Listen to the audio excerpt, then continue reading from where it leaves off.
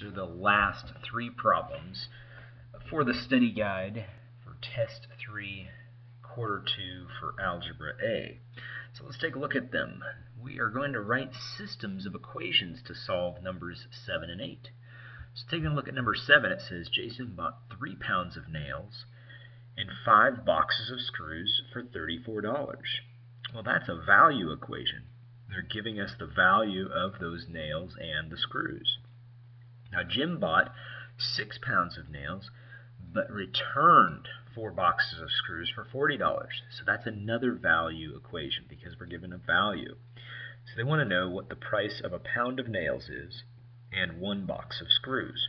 So let's assign some variables. We don't know the price of the nails. So let's say 1 pound or a pound of nails is N dollars, and a box of screws will be, how about, I guess we can be really careful and use S, or maybe how about a C instead. So C for screws, N for nails. So let's go ahead and write Jason's formula here. I'll just use J for, I got Jim, so I got to use his whole name there. Jason. And his formula goes this way: 3 pounds of nails. So he bought 3 pounds of nails. We said N was the price of 1 pound. So 3N, and then and just means plus. So we're going to add 5 boxes of screws. So we're using a C for screws because S looks too much like a 5 at times. And then this equals $34 because that's what he spent. So that's a value equation. Now Jim, he purchased, it says, bought 6 pounds of nails. So 6 times the cost of 1 pound of nails, and returned. Ooh, we gotta be careful with this word here. This means not plus but minus. So we're subtracting this amount from the total because he returned it. And so a minus, and then it's 4 boxes of screws. And he paid more. He paid $40. Even after he returned those screws, the nails must be pretty expensive because he returned those 4 boxes of screws and still spent $40. So we're ready to solve. Now, the way I would do this is I would end up canceling out the n's because I only need to multiply that top equation, Jason's equation, by -2, and that would make a -6n, which will cancel out the 6n in Jim's equation. So that's what I'm going to do. I'm going to multiply every number here by -2. And when I do that, my new equation for Jason would be a -6n, a -10c, and this would equal, I have to double 34, so it's going to be -68. So I'm ready to add this stuff together, and I'll end up with the S all by itself. So let's go ahead and see what we've, or the C all by itself, in this case, the screws. So here the N's cancel out, and so I have to add these two numbers because they're the same sign, so that's -14C. And this all equals, now I got to subtract these numbers. Always put the bigger number on top when you're doing the subtraction, or else you might make an error. -28 is the answer. So one thing you always know you're doing something right if you end up with a positive number.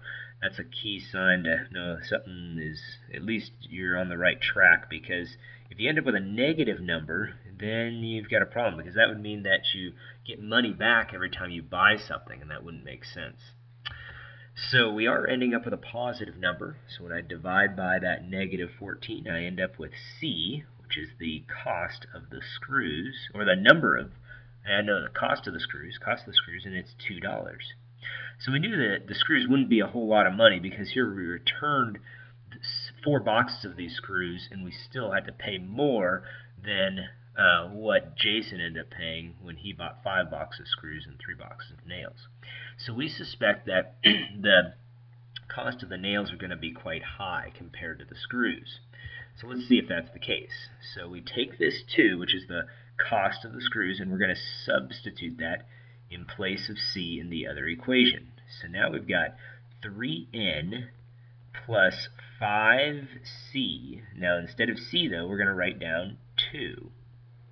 and because that was the cost of the box of screws. And this all equals 34. And so from that point, we go ahead and do some work. We can go ahead and multiply the 5 and 2, and we get 10. This all equals 34 again. And then we can do some opposite operations to isolate the variable n. So that would be to subtract the 10 from all sides. And we'll end up with 3n equaling 24. And so from there, hopefully you've already seen the answer before I even get to it. And that is just to divide by 3, and you get your value of n. And so here, n is 8. And that kind of goes along with what we were saying. We knew the boxes of nails would be quite high, again, because Jim ended up returning 4 boxes of screws, and he still spent more than Jason, who didn't return anything. So, makes sense. Problem makes sense here, at least to how we were reading the problem. And that would be $8 for the nails, $2 for the screws. Well, we're going to do the similar type of problem here for number 8, so let's take a look at that one. The next problem is a little bit different, so let's read what it says. Tom currently has 5 comic books in his collection and has subscribed to receive 5 new comic books each month. His uncle has 145 comic books, but sends 15 to his nieces each month. In how many months will they have the same number of comic books? And how many books will that be? So there's 2 questions here, and those are going to be our unknowns. In how many months? So let's assign a variable here. Months, we'll use m. And they're also asking how many books will they have after that time. So we don't know that either. So let's go ahead and write 2 equations, one for Tom and one for his uncle. And so we have Tom, and Tom has, well, we don't know how many books he's going to have after that period of time. So it's going to be B equals, and then now we got to write his equation. He currently has 5. So 5 currently, that means that's our starting point. And so the starting point is just a number. And so we'll put 5 out here. And we are starting with that one. So it's kind of like our y-intercept. It's where we start when we graph the line. And actually you'll see that this equation kind of looks, it's in slope-intercept form. We're just not using y and x as our unknowns. Now, he has subscribed to receive 5 new books each month. So each month, that tells us right there, since our variable is m, we don't know how many months, this is a variable term. And so the variable term has a coefficient of 5 and the variable m. So this is in slope-intercept form. This is like our y value, our x value. Here's our starting point, our y-intercept. Here's our slope, 5. That's what it's changing by, 5 each month, 5 over 1. 5 books over 1 month. Well, that's Tom's equation. Let's take a look at his uncle's equation. And his uncle has something different. His uncle has 145, so that's what he starts with. This is his starting point. Starts with that amount. So that is going to be a positive 145. But here, he does something different. He sends 15 away to his nieces each month. So right there, each tells us this is our variable amount. But since he sends, that tells us this is a negative number. Negative 15. They're going away. So the number of books he has is decreasing. So it's like a decreasing line, decreasing slope. 15 each month. And what they want to know is when will they have the same number of books? Same means we want these b's to be the same. So we're going to use substitution here rather than elimination. We're going to set Tom's expression equal to his uncle's expression. So let's see what we get. Well, we'll go ahead and rewrite our equation, and we've got 5m plus 5 equals, and then I've got negative 15m plus 145. And so from this point, we can go ahead and do some opposite operations to isolate the variables. So I'm going to go ahead and take this 15m, and I'm going to add it to both sides. And then I'll also subtract this 5 from both sides. And so let's see what we've got left over. Well, now I've got a 20m equals, and then when I do that subtraction, I get 140. And so we can go ahead and do the division, and that's going to give me my value of m. So I divide by 20 on both sides. We get these zeros to cancel, and so really all I'm doing is 2 into 14, and there it is. So m equals 7. So 7 months. That's the number of months that it's going to take them until they have the same number. But we also want to find out how many books will that end up being. So let's take that 7 and let's substitute. Let's put it back in for m right there and see what we get. So we'll go ahead and write down b equals, and then 5 times m. Well, m is 7, and then plus 5. So we go ahead and do that work.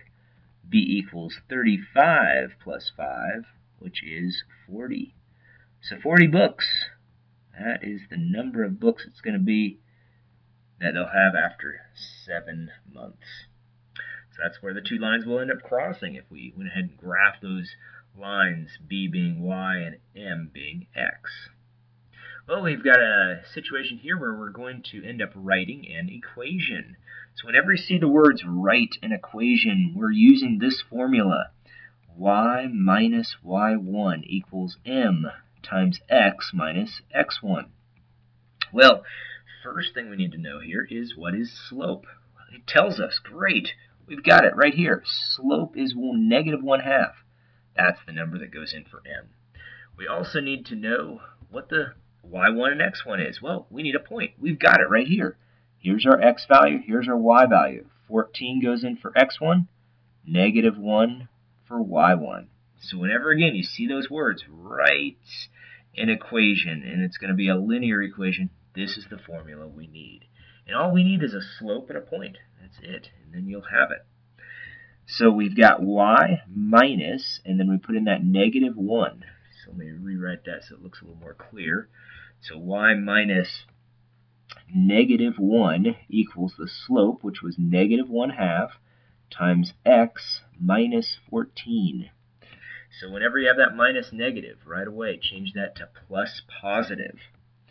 And so here's another error people will end up making when they distribute. Some people are still a little stuck on 1/2 times 14. So remember, off to the side, I'll write it out. Negative 1/2 times by negative 14 over 1. So if you see a fraction, change them so that they are two fractions being multiplied. Look for the cross-canceling. 2 goes into 14 7 times. The two negatives make a positive. So I end up with y plus 1 equals negative 1/2 x plus 7. And then from there, it's just one step. It's just a matter of subtracting that 1 from both sides. So I'll take it away, and we've got our answer. So in this case, we have y equals negative 1/2 x plus 6. Well, there it is. The answers to the last 3 problems on the study guide. So always check these answers, see if they're right, and fix the problems that you ended up getting wrong. Again, remember, we've got to write some equations and solve. Here we had writing equations, had 2 value equations, used elimination to solve. Here we wrote some equations, and they ended up in slope-intercept form when we wrote the equations, and I just used substitution. And then over here, write an equation means to use that point-slope formula. Well, good luck on this test.